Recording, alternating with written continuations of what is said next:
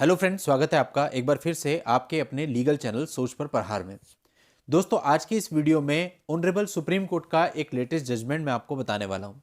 दोस्तों, आप में से वो सारे लोग जिनके कोई सिविल या क्रिमिनल केसेस चल रहे हैं, वो सभी लोग इस वीडियो का फायदा उठा सकते हैं।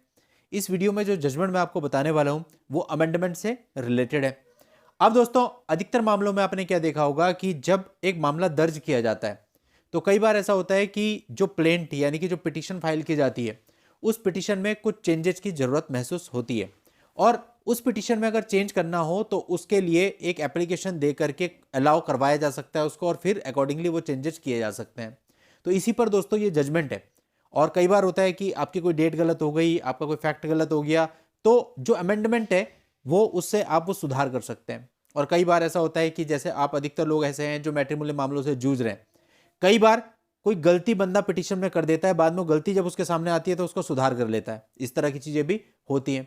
तो इसी पर जो कानून है वो हम आज के इस वीडियो में जानने वाले हैं। बहुत बेनिफिट आप सबको मिलने वाला है, आखिरी तक इस वीडियो में बने रहिएगा। अभी तक भी चैनल को सब्सक्राइब नहीं किया है तो फटाफट चैनल को सब्सक्राइब करके नोटिफिकेशन बेल पर जरूर क्लिक कर लेना। यहां पर कोर्ट में एक एप्लीकेशन दी गई जिसमें यह रिलीफ मांगा गया कि पिटीशन में कुछ अमेंडमेंट करना है। यह application order 6 rule 17 of CPC के अंतर्गत दी गई अमेंडमेंट के लिए। दोस्तों, ये पार्टीशन सूट था और अमेंडमेंट करते हुए इसमें यह अमेंडमेंट किया जाना था प्रेयर में, to declare an earlier compromise decree as void. Court ने इस अमेंडमेंट एप्लीकेशन को यह कहकर के खारिज कर दिया कि यह केस के नेचर को चेंज करती है। कैसे चेंज करती है कि अगर ये अमेंडमेंट कर दिया गया तो ये पार्टीशन सूट से डिक्लेरेशन सूट बन जाएगा, और यह एप्लीकेशन को खारिज कर दिया गया। यानी कि इन शॉर्ट कोर्ट ने यह माना कि यदि आपकी अमेंडमेंट एप्लीकेशन केस के नेचर को चेंज करती है तो अलाउ नहीं की जानी चाहिए। अब मामला हाईकोर्ट में आया और हाईकोर्ट ने मामले के तथ्य और परिस्थितियों को देखते हुए इस एप्लीकेशन को अलाउ कर दिया। इसके बाद यह मामला ऑनरेबल सुप्रीम कोर्ट में आया तो ऑनरेबल सुप्रीम कोर्ट ने जब पूरे मामले के तथ्य और परिस्थितियों को देखा तो यह कहा कि कोई भी एप्लीकेशन जो कि अमेंडमेंट के लिए ऑर्डर 6 रूल 17 ऑफ सीपीसी के अंतर्गत दी जा रही है उसको अलाउ नहीं किया जाना चाहिए यदि वो केस के नेचर को चेंज कर देती है।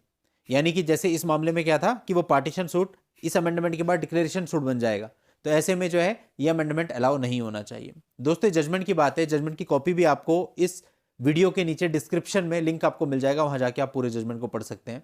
अब इस पर दोस्तों मैं एक ओपिनियन आपको अपनी बताना चाहता हूं। देखिए, कई बार ऐसा होता है कि आप कोई पिटीशन फाइल करते हैं और उस पिटीशन के बाद उसमें अमेंडमेंट करने के लिए एक एप्लीकेशन आ जाती है। फॉर एग्जाम्पल, डाइवोर्स की पिटीशन फाइल हुई, उसमें अमेंडमेंट करने के लिए कोई एप्लीकेशन आ जाती है। कई बार डेट गलत हो जाती है, लेकिन कई बार यह भी देखा जाता है कि आदमी पूरा फैक्ट से चेंज करने के लिए अमेंडमेंट करने लगता है। तो ऐसे में मेरी ओपिनियन यह है कि अमेंडमेंट की जो अनुमति है वो केवल उन परिस्थितियों में मिलनी चाहिए जहां पर कोई माइनर चेंज हो। मान लो कोई डेट किसी से गलत हो चुकी है, वो डेट सही कर दिया जाए, या कोई नाम गलत हो चुका है, कोई एड्रेस गलत हो चुका है, इन चीजों में। लेकिन ऐसा कोई भी चेंज जो कि केस के फैक्ट को चेंज करता हो या फैक्ट को एड ऑन करता हो, उसको अलाउ नहीं किया जाना चाहिए। मेरी ओपिनियन में यह भी है कि यदि उस पिटीशन के बाद उसकी रिटर्न स्टेटमेंट दाखिल हो चुकी है तो उसके बाद अमेंडमेंट अलाउ नहीं होना चाहिए, क्योंकि रिटर्न स्टेटमेंट से उसे अपनी कमियां पता चल गई। रिटर्न स्टेटमेंट जब आपने अपना वर्जन दिया तो अपनी कमियों को सुधार करने के लिए अमेंडमेंट कर रहा है, तो ऐसी अमेंडमेंट एप्लीकेशन कभी भी अलाउ नहीं होनी चाहिए, ये मेरा मानना है।